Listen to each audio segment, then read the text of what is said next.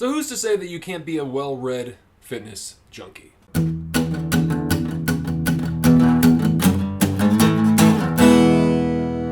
than food, man. I am not a doctor and am in no way responsible for what happens to you after you watch this video. I highly suggest you consult a physician for any kind of exercise program or diet regimen. Good morning, everybody. Welcome to Better Than Food Book Reviews. I'm your host, Clifford Lee Sargent. How y'all doing? Many have asked me to do a video on bodybuilding and why I believe it's essential. And I do. For everyone. This is that video and here are my reasons, along with 2 magnificent essays on the subject. If you would like to live longer, have more, better sex, give yourself the best chance at avoiding an early death, sleep better, increase your income, impress and be respected by your friends and family and peers, make more friends, meet more people, and cure your depression, feel better in all walks of life, I have 2 words for you. Lift weights. Lifting weights is one of the only activities I can think of that, across the board, equally turns everyone into a sycophantic masochist, you know? Like the archetype of the stern businessman who pays the dominatrix to whip him in his off time. It's like, please, for the love of God, hurt me. That pain is in just as many ways cerebral as it is physical, but sometimes more.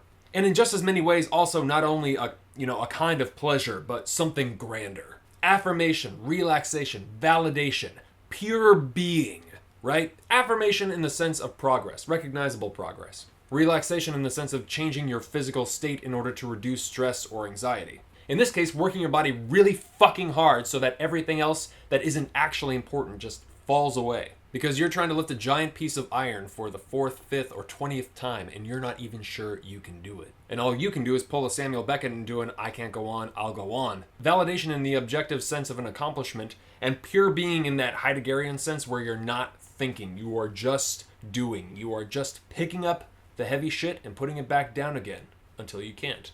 And it's that simple. It's a beautiful thing. You see, I've wanted to talk about this for a long time, but I was never quite sure how to do it.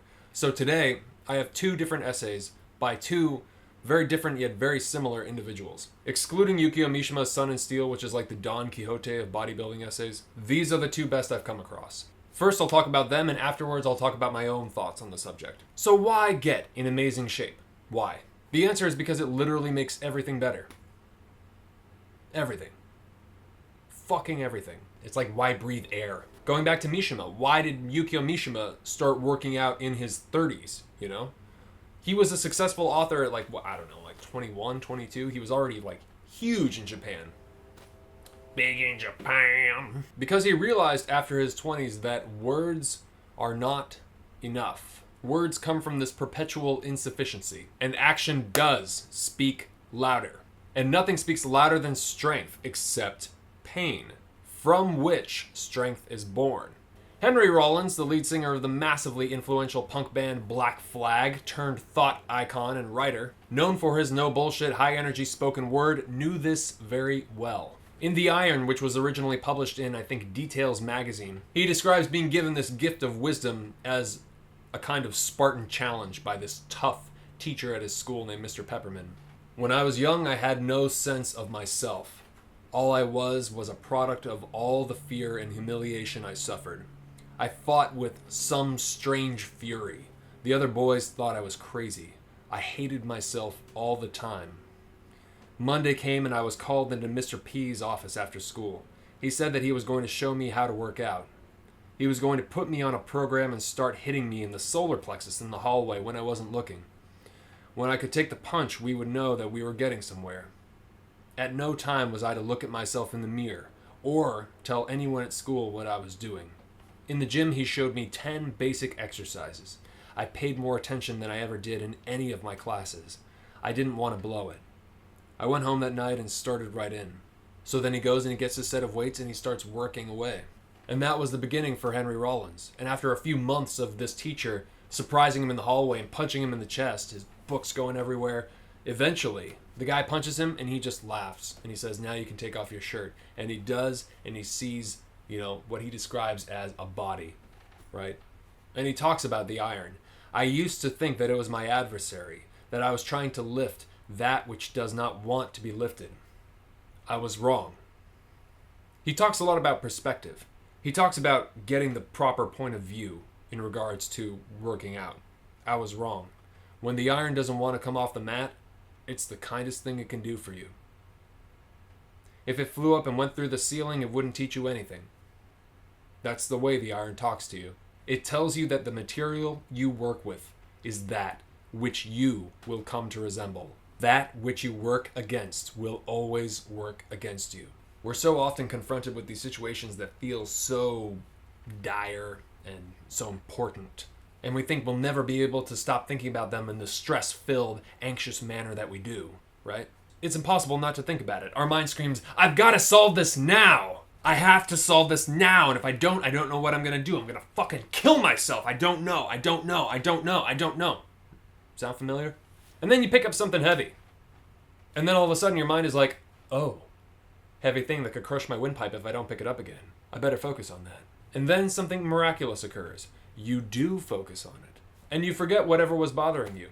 And when it returns to you, often like, sleeping on something, you take a much more rational, calm, sophisticated approach to solving it.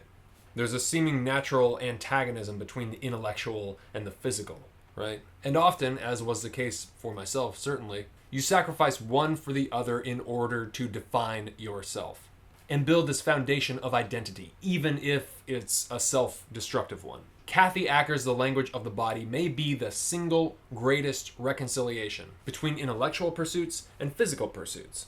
A devotee of William S. Burroughs, Kathy Acker was a punk poet turned storyteller who married homage and plagiarism to create her own brand of unique writing, using characters from her real life who would encounter ones from popular fiction or whomever. I read My Mother Demonology years ago and I really enjoyed it, but this essay that she wrote was the one that stuck with me the longest. I also found this amazing, brilliant documentary with her and Robert Mapplethorpe that I will link to in the description box below. She was also a friend of Alan Moore, the graphic novelist, and Neil Gaiman. She's the only woman I've discovered to write on the subject so intensely. The crossing of the threshold from the world defined by verbal language into the gym in which the outside world is not allowed, and all of its languages, in this sense the gym is sacred, takes several minutes. What happens during those minutes is that I forget.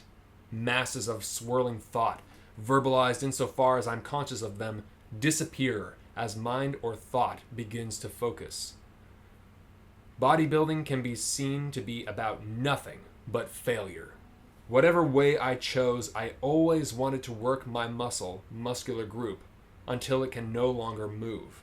I want to fail. Responsibility is entirely placed on you, and the idea is to find your limits and surpass them. One of the great things about it is that no one can do it for you, right?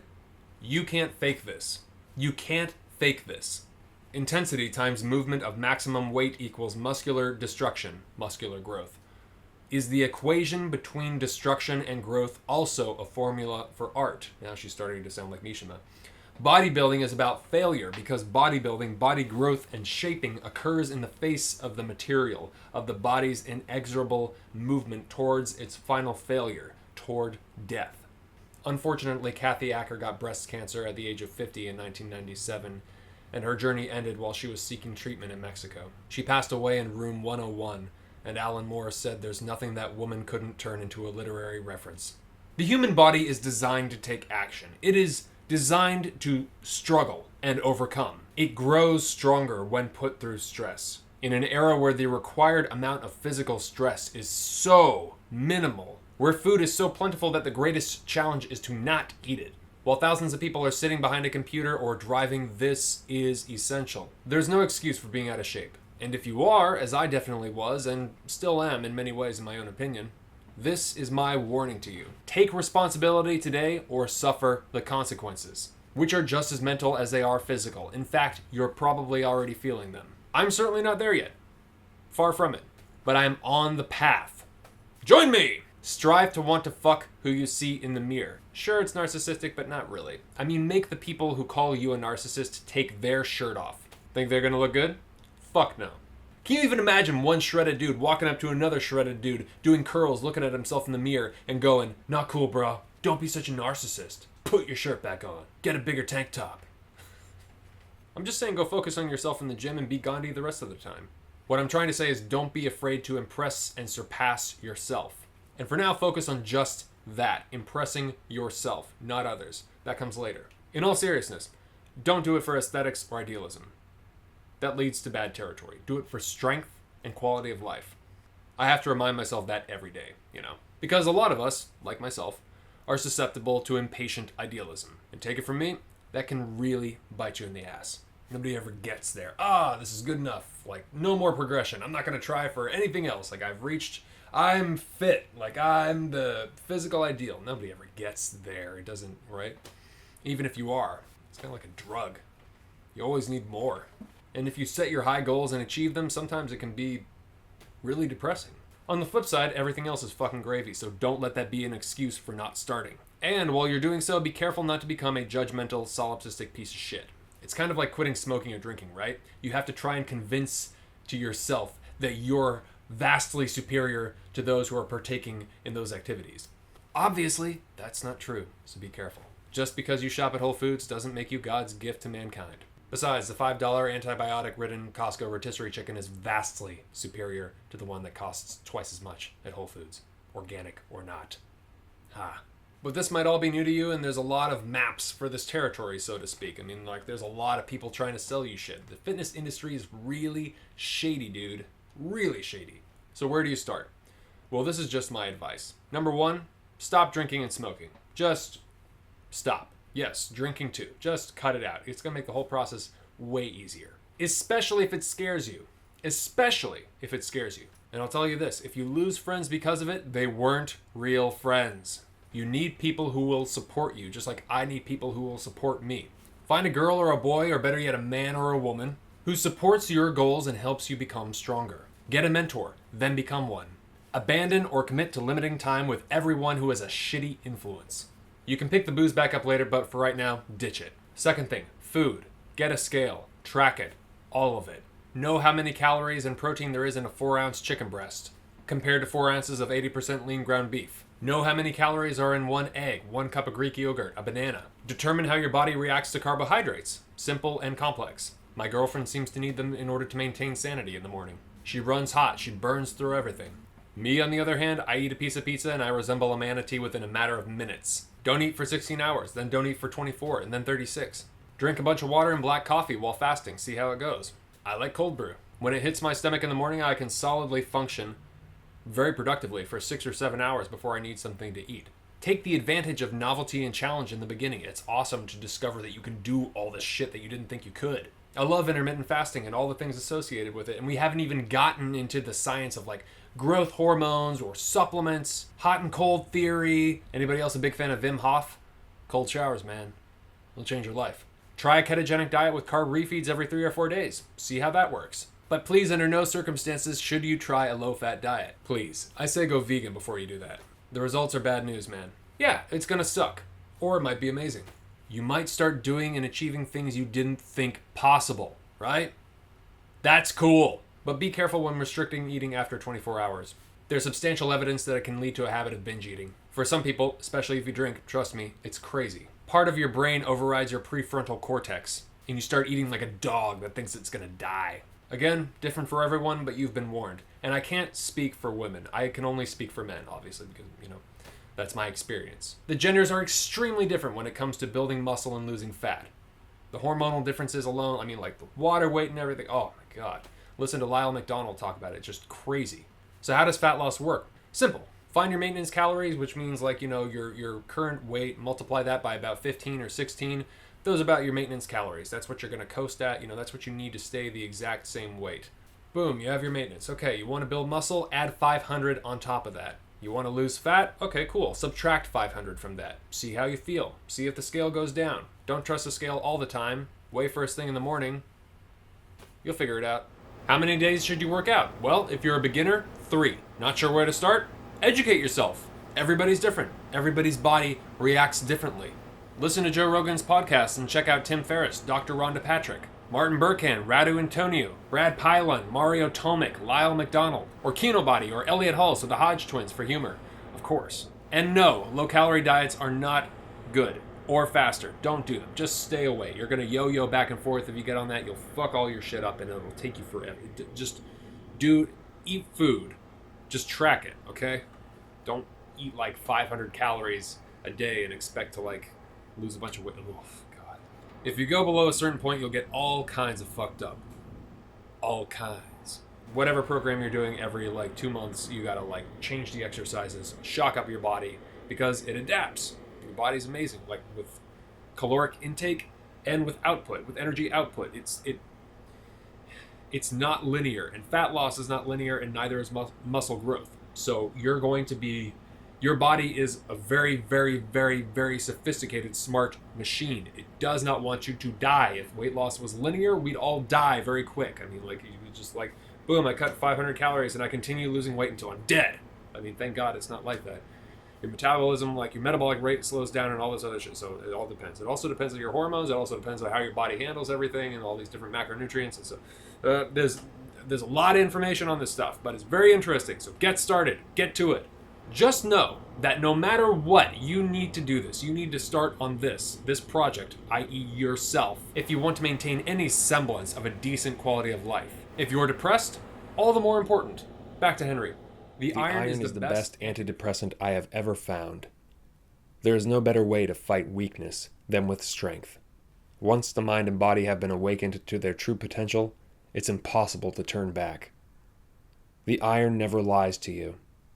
You can walk outside and listen to all kinds of talk, get told that you're a god or a total bastard. The iron will always kick you the real deal. The iron is the great reference point, the all-knowing perspective giver. Always there like a beacon in the pitch black. I have found the iron to be my greatest friend. It never freaks out on me, never runs. Friends may come and go, but 200 pounds is always 200 pounds.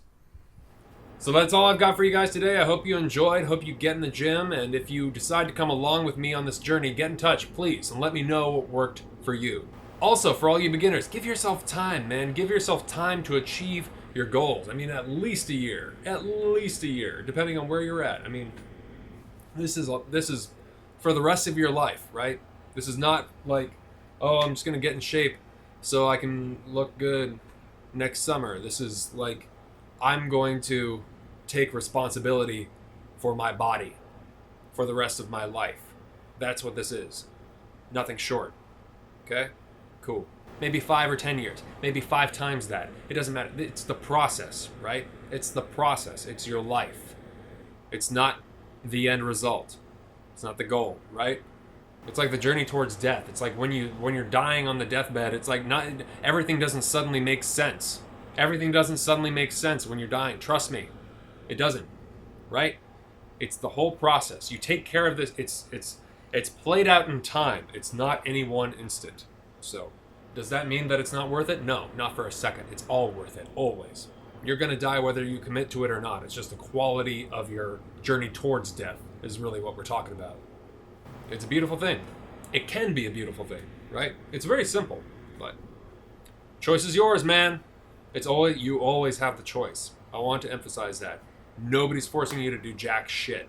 It's your choice. Take responsibility. That's my advice. Also, just to note, I am in no way affiliated with any of the channels or people that I mentioned in this review. If you would like to help me help you stay strong, you can donate to the show at patreon.com/books-are-better-than-food. Depending on how much you donate, we can have Skype coffee and talk about ideas. You can ask me questions if you like. We can talk about books. I can give you recommendations. I want to hear about what you're trying to accomplish. You know, my fans are way cooler than me. Really, I've talked with a bunch of you guys on Skype recently, and I like to break down the walls because that's what I believe is fundamentally important about this project. I think that's really the important thing is the direct strengthening of each other and facilitating these awesome relationships and just building what we need to build together. This fantastic communication that's able to happen with the internet now, communication, whether through books or otherwise. Really appreciate all the support. Always remember, life is far too short to read bullshit, but long enough to eat bullshit once a week and still make gains or losses depending on your goal. No matter who you are, what your gender is, or where you're headed. And for all of you who want to drink and smoke and be Rimbaud and die by the age of 30, of which there is no shortage of you guys out there. And thankfully for music, there will never be. Watch the clip of Iggy Pop and Anthony Bourdain eating healthy in Miami. Description box. Check it out. Thanks for watching, guys. Take care. Sorry about the air conditioning. It was getting really, really hot in here. Hope you're all doing very well. I will talk to you soon. Stay strong. Stay well read. Ciao.